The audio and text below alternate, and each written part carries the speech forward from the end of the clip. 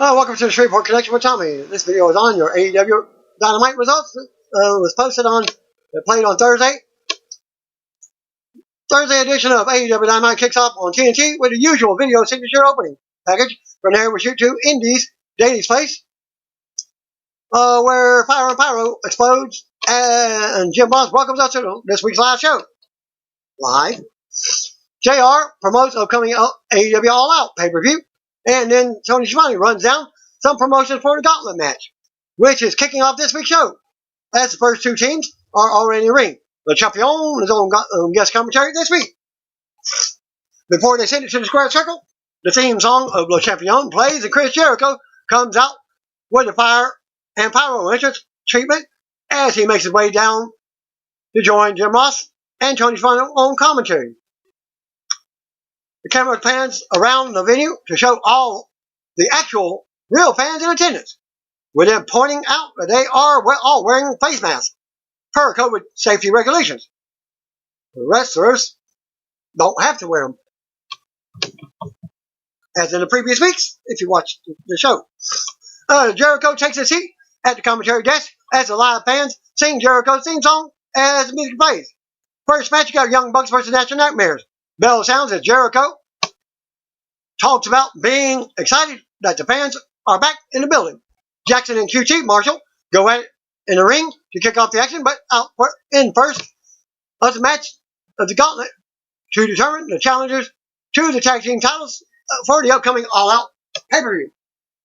Matt and Dustin each tag in as they trade arm drags and then stop so Dustin can catch his breath. He's getting old. He's only like 50 years old. He makes a scene of catching his breath in a funny comedy spot. He goes on, he does, and now he and Matt starts running around some more. Nick gets involved, but Dustin gets rid of him and tags in QT. He and Dustin hit a double team spot on Matt. Jackson turns the tables and starts taking it to QT, ending with QT making a tag and then hitting out to the floor near his lady friend. The Bucks hit a double team spot on Dustin and then make a tag. Jackson goes back to work on Dustin.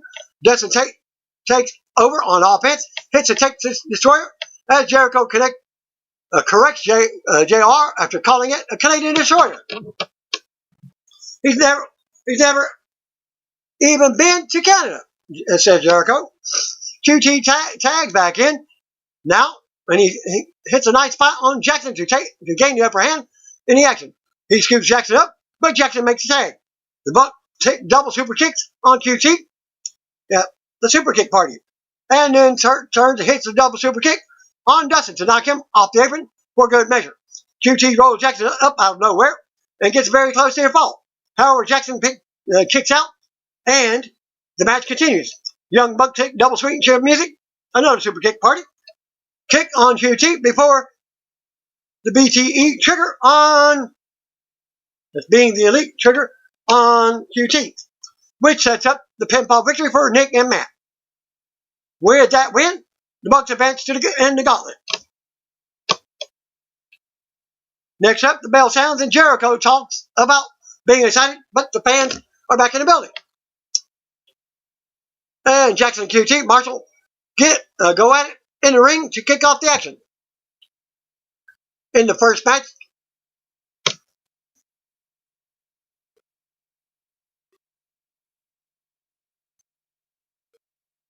I'll tell you what, something didn't work.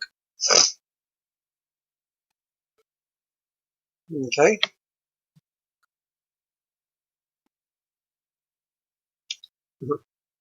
Well, the reporter from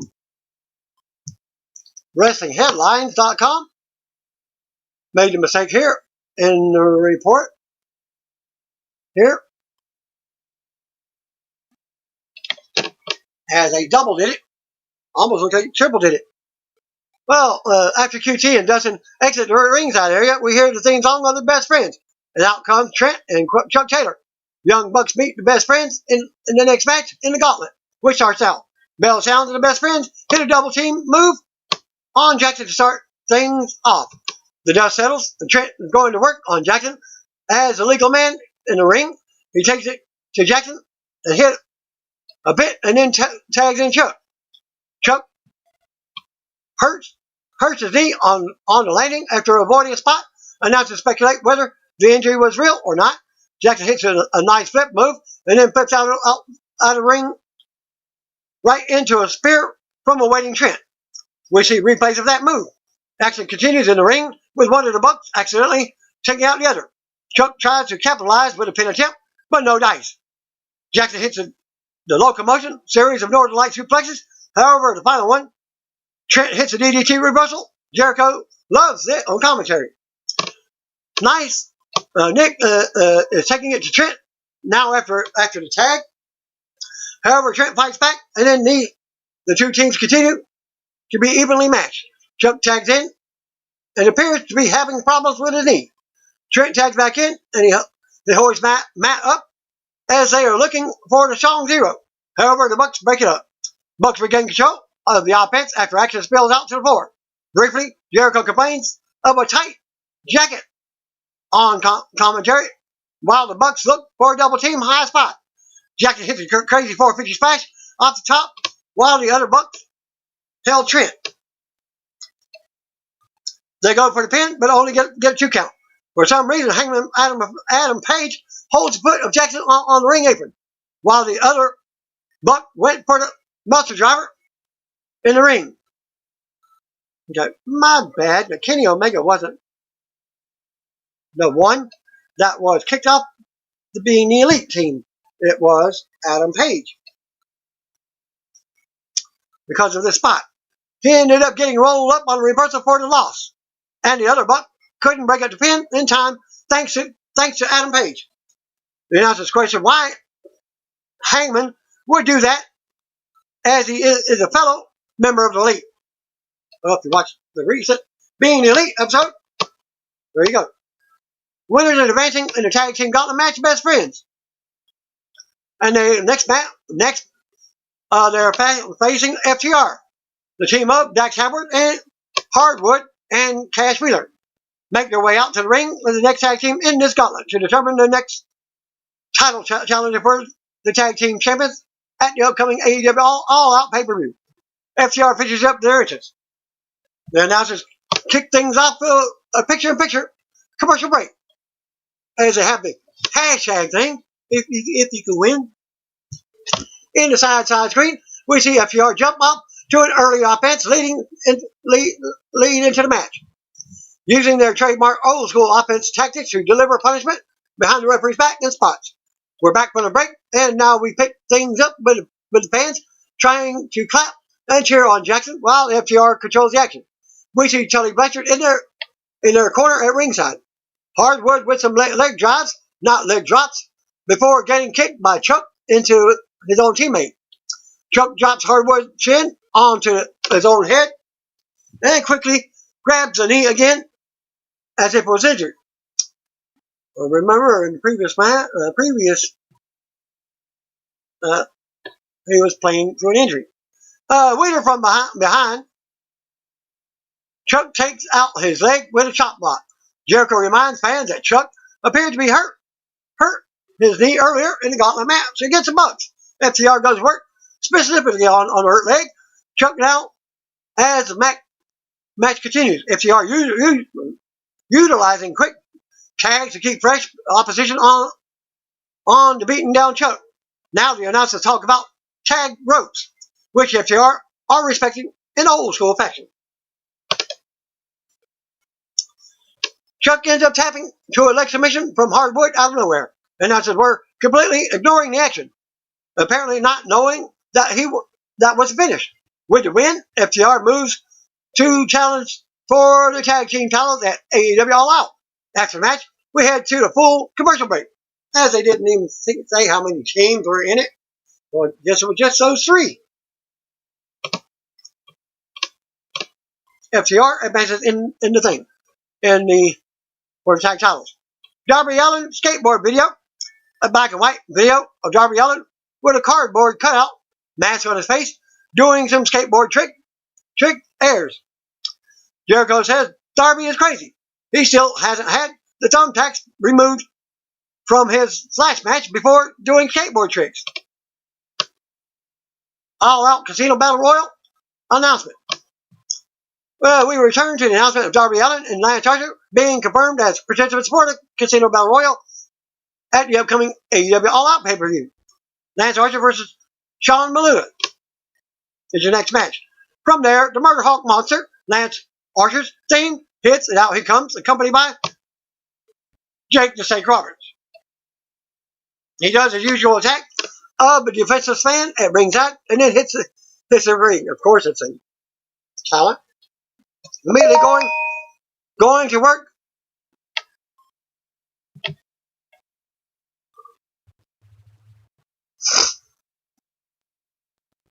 On his opponent, who is making his AEW debut, Archer immediately punishes the newcomer as the bell sounds, knocking him out to the floor and continuing his onslaught. Match resumes in the ring with the Murder Hawk Monster clubbing the newcomer with big forearms. Eventually, he hits the blackout finisher on the AEW rookie and then bashing his opponent's head on the mat and over with the claw.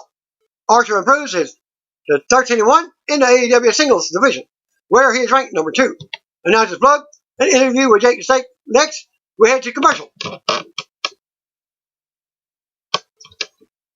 We get an interview with Taz and ambushing Jake Roberts. Interview.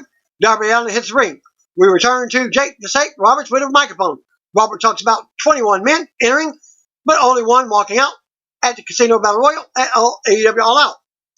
Robert talks about the one little blemish that Archer suffered, setting them back. He asks Archer if he thinks he can beat 21 other men. Archer says he'll take them out as soon as they arrive.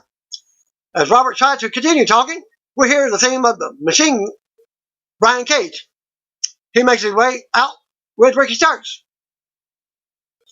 with his AEW return after some missing in action, as Jake calls them the Flintstones.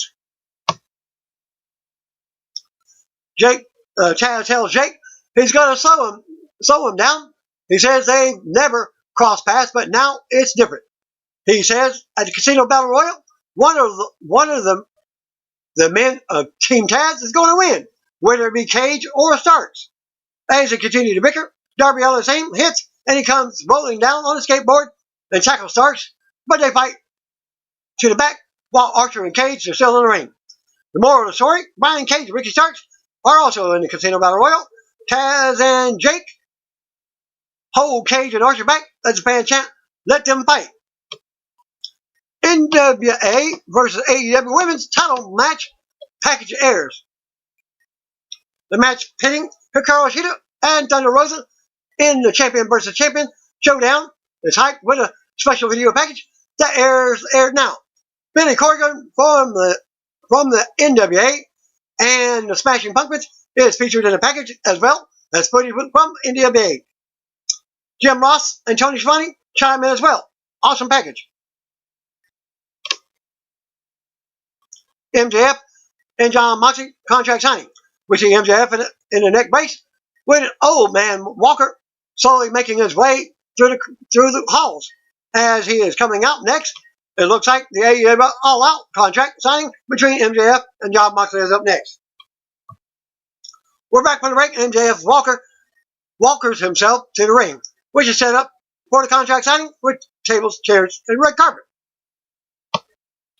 Moxley scenes hit. Now he comes through a separate entrance inside Daly's place, and the fans erupt with Jericho pointing out on commentary. Moxley takes his seat across MJF. The moderator says the paradigm shift is banned at AEW All Out, and then MJF signs the contract. He gets a microphone and points out that contract signings always end in violence. He asks Moxley to practice social distancing, kind of like his hairline. Moxley laughs and says he'll get there one day. He's just got to hit puberty first. MJF mocks Moxley for being as sharp as a marble. MJF brings up Mike Tyson saying in front of everyone that he wouldn't want to be in a dark alley with the guy on the monitor, which was Moxley. He says that's a heck of a statement. MJF goes on to say, at All Out, he's going to try and get him to fight out of the ring and brawl, not in the ring where he's a wrestling prodigy. He says Moxley grew up idolizing the Sandman, New Jack, and people like that, while he grew up idolizing Buddy Rogers, Ernie Ladd, and others. MJF goes on to taunt Moxley about needing the paradigm shift, closing by saying he can tell his pretty little wife that he's single. Moxley stands up, and MJF's lawyer yells at him not to harm a hair on his head. Moxley calls MJF's lawyer a prickwad, D-word, wad, and to sit down. He says this is pretty simple. Does he need the paradigm shift to win? He says he's being forced to be creative and think of interesting ways to hurt MJF. He signs the contract. He tells MJF to remember two things. Nothing you say matters, and nothing I sign matters. On September 5th, you're a dead man. AEW champion signs it, and MJF yells out of joy. The lawyer taunts Moxley and says, this is great. Moxley agrees and says they don't even have to break the table. They realize that they didn't read an additional 17th page added to the contract. MJF is pissed. It's going to be Moxley versus MJF's lawyer. And if the lawyer doesn't show up, MJF doesn't get his title shot. In the Moxley lawyer match, the paradigm shift is legal. Stay classy, AEW. Good night. Moxley's music plays as he exits the ring. Not the end of the show. That's just that segment from Moxley. Excellent segment. One of the better contract signings in a while. We head to a commercial break. Proud and Powerful are just the best friends. That's Ortiz, formerly known as LAX. We return from the backstage segment featuring Proud and Powerful, addressing the best friends while highlight of the recent rivalry between the two teams. They apologize that their mom wasn't in the van when they wrecked it, and says it's time to pay the dues to the illest. Lucha Brothers, Butcher and the Blade versus Joey Janela, Griff Garrison, Sonny Kiss, and Brian Pillman Jr. Yeah, the son of Brian Pillman. That's the dad with more hair. Lucha Brothers, Butcher and the Blade make their way out to the ring for the next contest, which is a supersized 8-man tag team match. While they make their way to the ring, Eddie Kingston is shown in a pre-taped promo. Now, we had his one match before his debut against Cody Rhodes, and they liked him, so they signed him. Kingston talked about the four men being the people from the back in the day. He's going to lead them and himself to championship success in AEW. Already in the ring are their opponents, Joey Janela, Griff Garrison, Sonny Kiss, and Brian Pillman Jr. Pre-match introductions are done, and the bell sounds. Janela and Blade kick things off for their respective teams. Chad tags in for some quick early action, and now all chaos breaks loose. As all kinds of bodies are in and out of the ring, ECW style, setting up a picture-in-picture commercial break. We're back, and the action continues with one of the Lucha Brothers taking it to Sonny Kiss. He dumps him out to the floor. Pentagon Jr. with a package pile driver. Pillman Jr. with a springboard attempt. As all heck breaks loose. Again, with the people in and out of the ring. Pillman Jr. gets run over by the Butcher with a clothesline. A cool neck breaker, power slam, double team move connects as the action picks up, leading into the finish with Pentagon Jr. scoring the pinfall. Dark Order bids farewell to Cody. Dark Order themes hits, and out they come, carrying a casket over their heads. Ibu Uno gets on the mic and cuts promo, while the Exalted One has yet to show his face. 6 lawnmowers are shown, as Ibu Uno talks about buying them. What are you doing? Running a lawnmowing business now? He says this isn't just a celebration. It's them bidding farewell to the man known as Only Cody. They open the casket, and upsets the Dark Order number 10. He's got a Nightmare Family tattoo, and he's wearing the Nightmare Family jacket. He takes it off, and they close the casket on the Nightmare Family story. He says they bury the prince to make way for the king. The new TNT champion, Brody Lee, now the Exalted One of the Dark Order, is introduced. Out he comes with the TNT championship and Anna Jay by his side. Tony's running in his ring to interview him. He says the TNT championship open challenges are over now. No more TV time for indie wrestlers. He wants to introduce us to the newest member of the Dark Order, Anna Jay, the Queen Slayer, number 99. One of the Dark Order members speaks out of turn to tell Brody how awesome he is. Brody knocks him out and tells Tony to take a hike.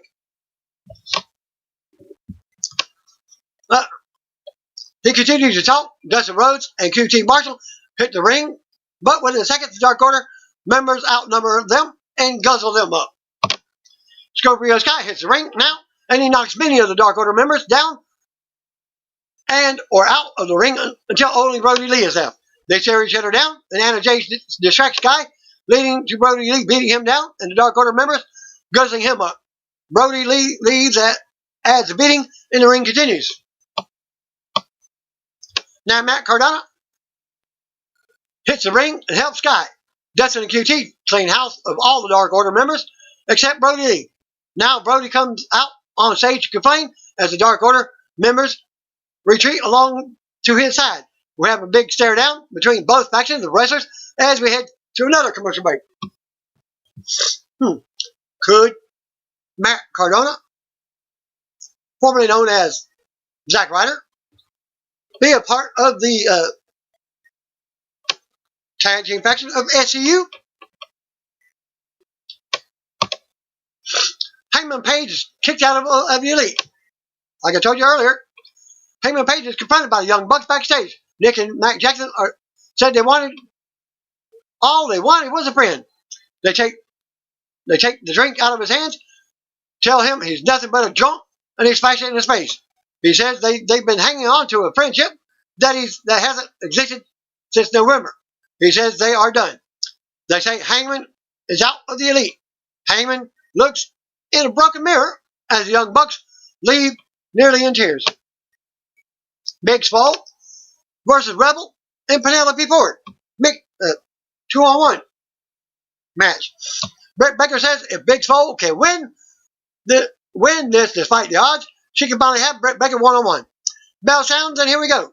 Accidental crutch shot leads to the finish, which sees Big Swole score the victory in a quick bridge match.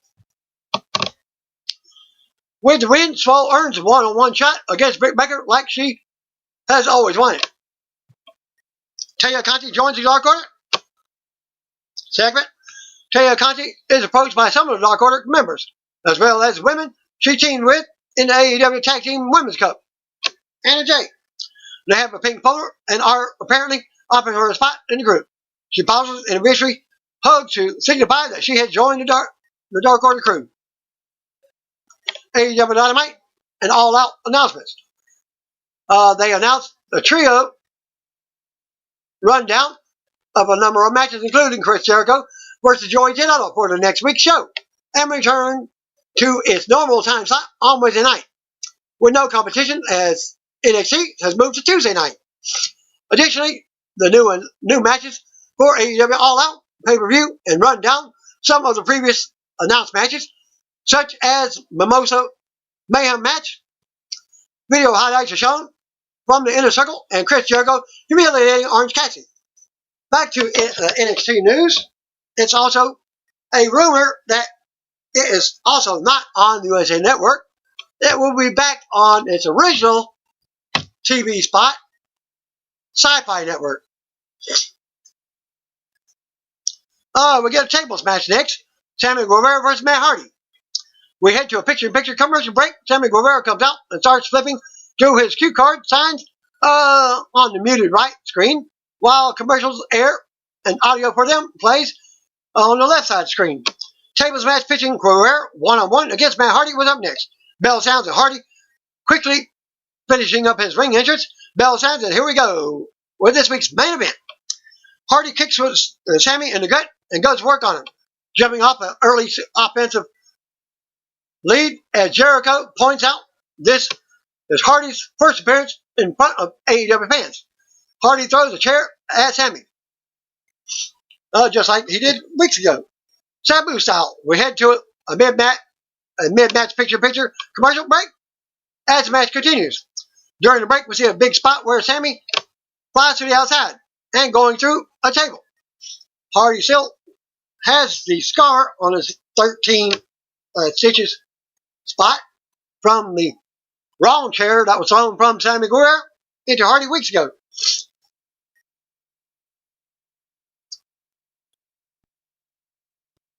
Okay, during the break, we see a big spot where Sammy flies to the outside of the ring and going through a table. But you know the rules of the match, you have to be put through the table. Hardy goes out after him because Sammy put himself through the table. The match continues. Announcers will likely recap all that. Hardy tries powerbombing Sammy through another table, but he lands on his feet on the apron on the way up and avoids it. Sammy is bleeding like a stuck pig. Now, as an insane amount of peak main event action continues in a small little muted screen on the side of your TV. Again, picture in picture. Again with the hashtag AEW Dynamite. Contest. Back to the action, and JR does his best to recap all what was just stated. We're back now, and Sammy is laid out on the table, covered in blood. Hardy goes to elbow drop him through it, but Sammy moves out, as Jericho explained, because he put himself through a table, and the match continues. And now it's a question if Hardy can even continue, as he apparently nailed the back of his head on that spot badly. Hardy puts Sammy's head through a steel chair and hits a twist of fate while he's still in the chair. Brutal. Hardy gets under the ring and pulls out a special table that says deleted. Like at my work, it's got a table that says beer. Free beer tomorrow. He puts it in the ring and sets it up. He puts Sammy on top of it, and he goes out to climb to the top rope as the fans chant, delete, delete, delete. Well, Hardy sits on his way up. Then Sammy pops off the table and leaps up to the top. He suplexes Hardy through the table, and the bell rings in the match, and that concludes the show for this week. But Jericho puts over Sammy as his partner and proud member of his inner circle and calls this one of the best finishes to one of the best episodes of AEW Dynamite ever, as he used to say. But it's not over yet, folks. Orange Cassidy comes running over to the announce area, flying across the desk past JR. Tony Schiavone to tackle Jericho out of a chair. Tony asks JR if he's okay, as officials try to separate the freshly squeezed one and the Lord Champion. The brawl continues as this week's show goes off the air with JR plugging All Out pay-per-view on September the 5th. And that's it for my results for AEW Dynamite. Thanks again. Peace out. See you on it. If you don't know, brothers and sisters, just call me.